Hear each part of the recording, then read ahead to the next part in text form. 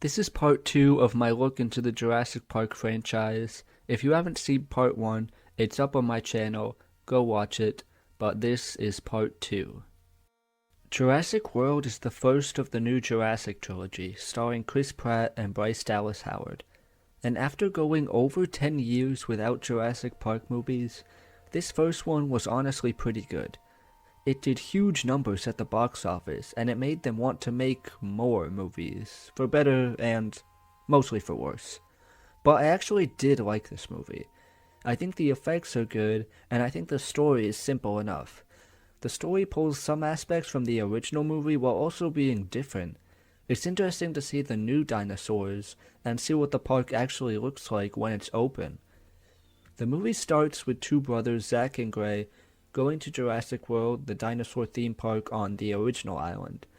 Their Aunt Claire, who works on running the park, pushes them off onto her assistant. Meanwhile, we meet Owen, but you might as well call him Manly, because that's his one character trait. He was in the military. He lives in a trailer, even though he works with raptors, so he probably gets paid a lot of money to live in an actual house. In the sequels, he rides horses like a cowboy.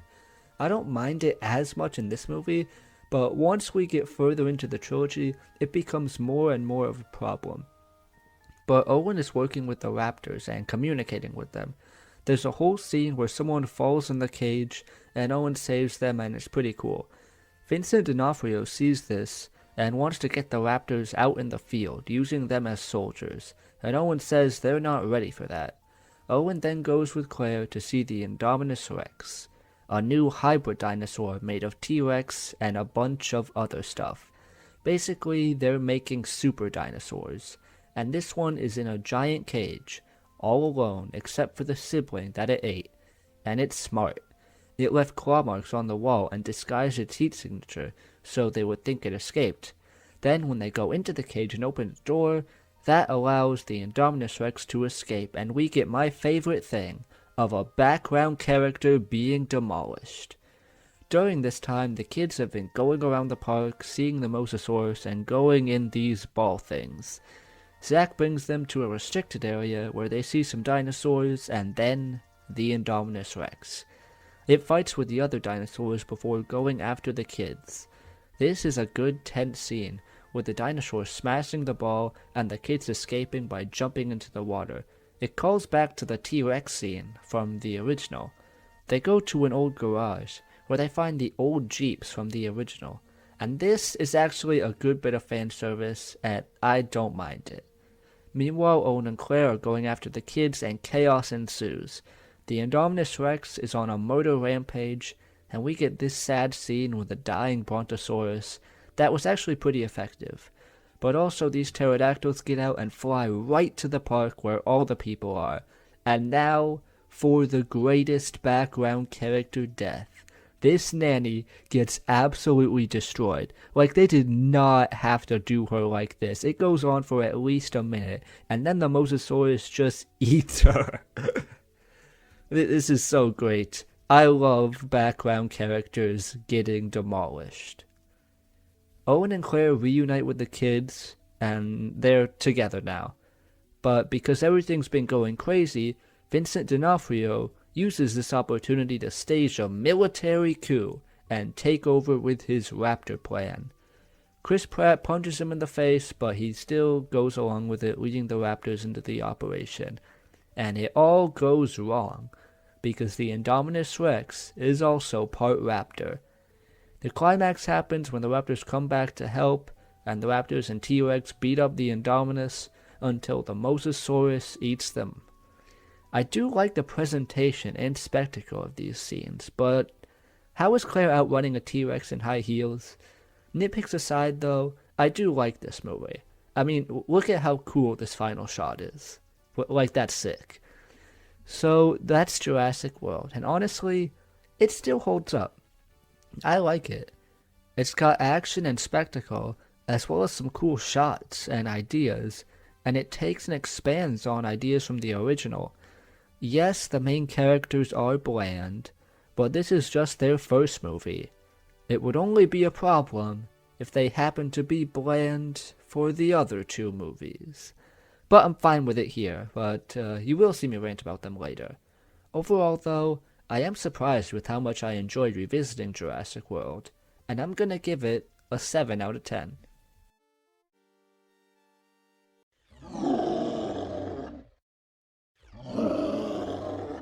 Jurassic World Fallen Kingdom is really bad. Like, guys, this one might have broke me. I could say more, but I'm just gonna leave it at that and get into this movie. Despite me not liking it, the opening is actually really cool. The movie opens with these people underwater sneaking onto the island to get the Indominus Rex's skeleton. But as they're getting away, the T-Rex goes after them, and they try getting on the helicopter, only for the Mosasaurus to leap out and eat this guy.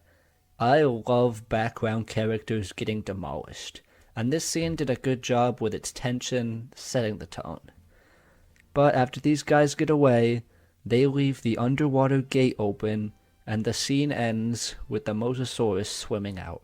And I was so intrigued by this, and wondered how they'd pay off a Mosasaurus in the open ocean. And they don't. This is never addressed with a cool payoff. You don't see the Mosasaurus again until one shot in the ending. I hate this. After this opening, we go back to our main characters. Claire is part of this animal rights group that's fighting for the rights of the dinosaurs that are still left on the island after Jurassic World shut down, because there's a volcano on the island and it's gonna erupt. And as I'm writing this, a question springs to mind. Why would you put your theme park on an island with an active volcano? I mean, I can see why they did it in the 90s, but now? If you guys can clone and make hybrid dinosaurs, surely you can figure out if a volcano's active. Anyways, Claire has to go and get Owen to come to the island, and they broke up off screen. And I mean, yeah, a couple with under 5 combined character traits probably won't last. And from their first scene together in this movie, you know exactly how their story is gonna go. They're gonna argue a little bit, but eventually they'll go back into the routine and get back together by the end from their experience of saving some dinosaurs or something. You know from the first scene exactly what's gonna happen. Claire is gonna do her businesswoman thing, and Owen is gonna do his manly thing, and they're gonna get back together in the end. But for now, they're gonna go back to the island to help the dinosaurs and get the raptor Blue, who's like the main character dinosaur now. Owen and Claire go with a team of other characters, and as soon as they get to the island, the team reveals themselves to be the bad guys and turns on them. They knock Owen out, and when he wakes up, the volcano is erupting. There's some cool action in the chaos, and we learn that the bad guys are taking as many dinosaurs as they can on a boat to sell them for a lot of money, so the good guys sneak onto the boat. And keep in mind, we're only like 30 minutes in. But to praise this movie a little, I do like this shot of the dinosaur being left behind on the erupting island. So now, our characters are stuck on a boat sneaking around, and the movie really drags. We have our bland main characters, and our unfunny side characters just sneaking around and helping the dinosaurs. And then, when they get off the boat, they try sneaking away and get caught by the bad guys. So they're put in this basement dungeon of this huge mansion with the rest of the dinosaurs. So they go from being stuck on a boat to being stuck in a dungeon. And if you go away for 5 minutes to go to the bathroom or get food or something and come back, you won't really notice the difference.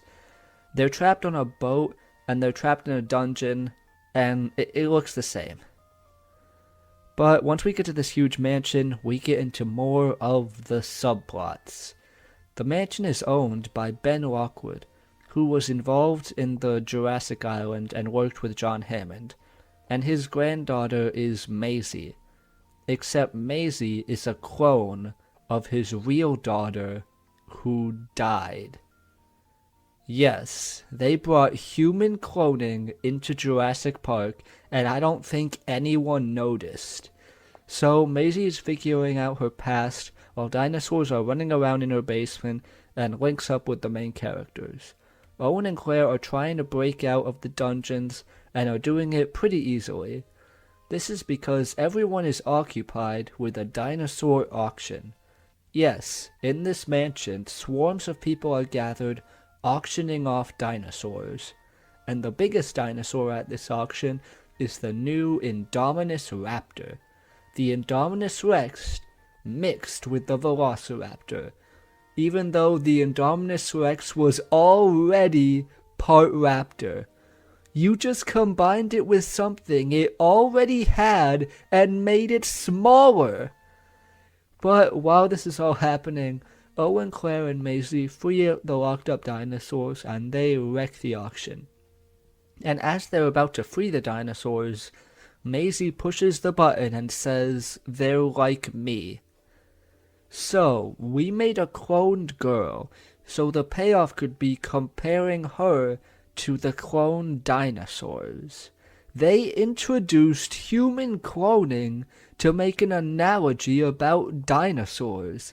And the thing is, no one told me about this before I watched this movie. I didn't hear about it from friends. I didn't hear about it online. I never knew there were cloned humans in Jurassic World. If you're gonna introduce human cloning, you can't just casually drop it into a subplot. The movie just casually brushes over this rich old guy can clone people. You know how much baggage comes with cloning? You can't just drop it in like that. And I guess I could get the analogy they're going for, but it's just so hand-fisted. You don't need to introduce human cloning to show me that greed and science is bad in your dinosaur movie. There are so many better ways to go about this. But anyways, the Indominus Raptor goes after the heroes, and they fight in this gothic mansion, which is honestly pretty cool, and then Blue saves them. In Jurassic World, if you turn your back on the raptors, they'd kill you, but now Blue is just like Chris Pratt's pet. So after the dust settles, the dinosaurs just run free from this mansion. And I mean run free. The dinosaurs are out in the open world, and the movie acts like this is a good thing. Like, oh, the dinosaurs are here now, and it's up to us to adjust to them in our world. Like, no! The last dinosaur in your world wrecked San Diego in like an hour. They would kill people! Look at this Mosasaurus. You remember how I talked about the payoff to the Mosasaurus getting out? This is it! It is chilling with surfers. This is a massacre. All of these people would die in a movie where our characters spend an extended amount of time on a boat in water. You never thought to put the Mosasaurus in here. It would have made things way less boring, but no, it's chilling with surfers. This franchise was started by the guy who made Jaws, and now you have the biggest Jaws imaginable, chilling with surfers. But Jeff Goldblum tells me we have to accept it as part of our world. Screw that. And to cap things off, instead of getting a final shot of a T-Rex roar or something cool or something with cool camera work, we get a final shot of a raptor doing the raptor coughing. This movie broke me.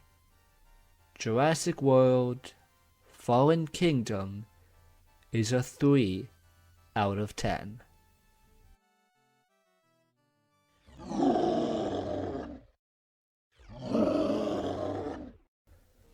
Finally, the last movie.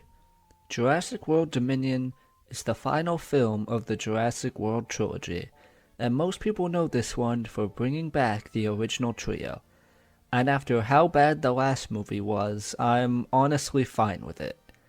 It would be nice if we could get a competent trilogy that wouldn't need to rely on the nostalgia of the original, but this trilogy is not good and has bland characters, so the movie needed something. But we start out with a news report on how dinosaurs in the world are messing everything up because, of course they are. I'm glad this movie is rectifying that right off the bat.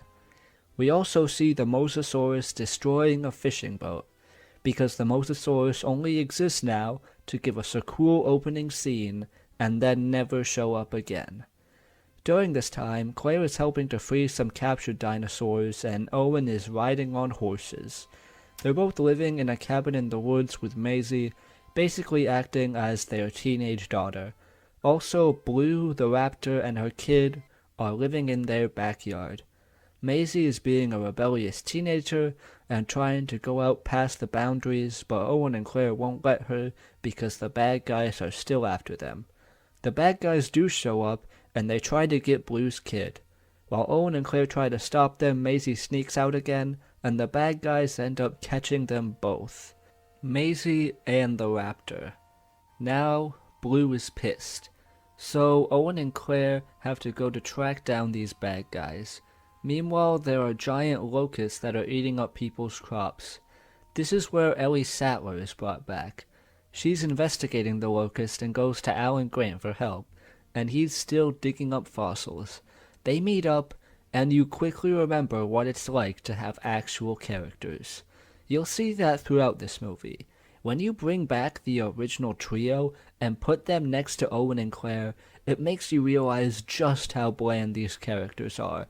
The whole OG trio meets up when Ellie and Grant go to investigate the company that's behind the locust, and it's run by this guy, who was apparently Dachshund from the original movie. I didn't even realize this until after the movie when I was watching a YouTube video about it. But that's the thing. Anne Clone Girl is there and meets up with Dr. Grant, Ellie, and Malcolm. Malcolm was there lecturing and working with the company only to turn on them and help the OG trio.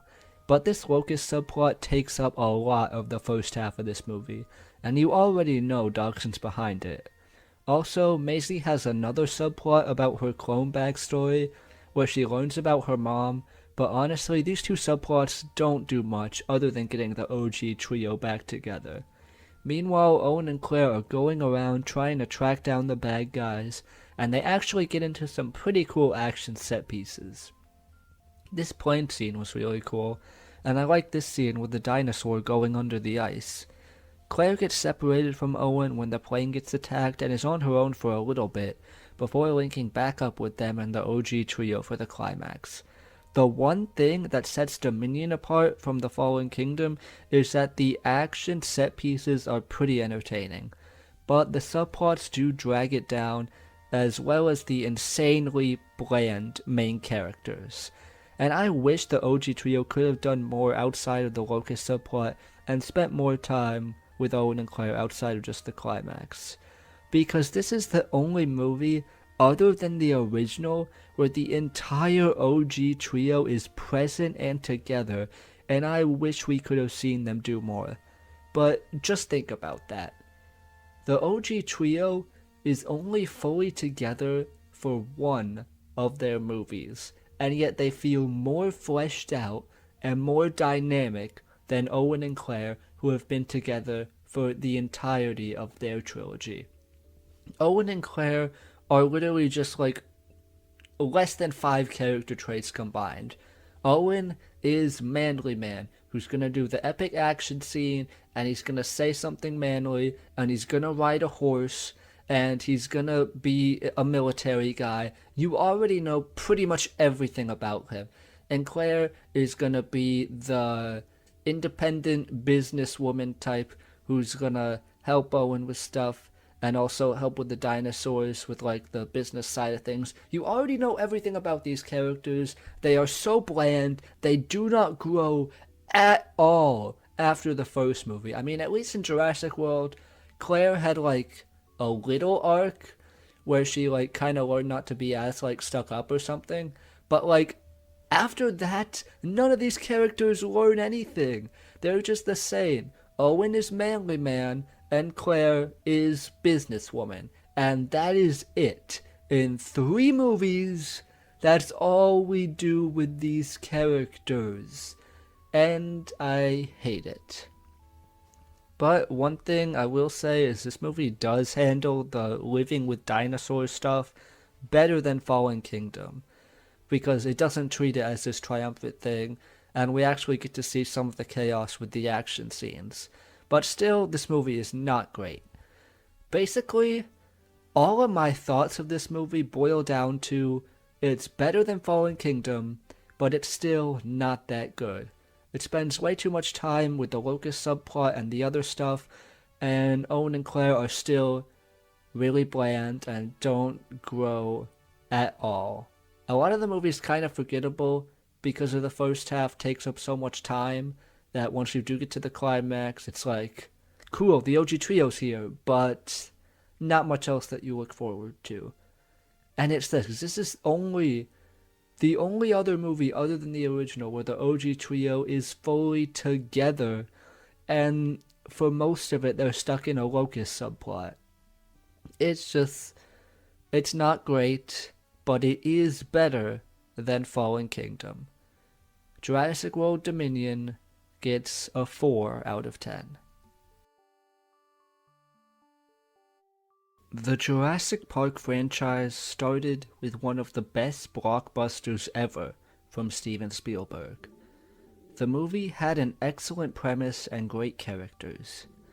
But with the first trilogy, they could never keep the trio together, and the stories were subpar.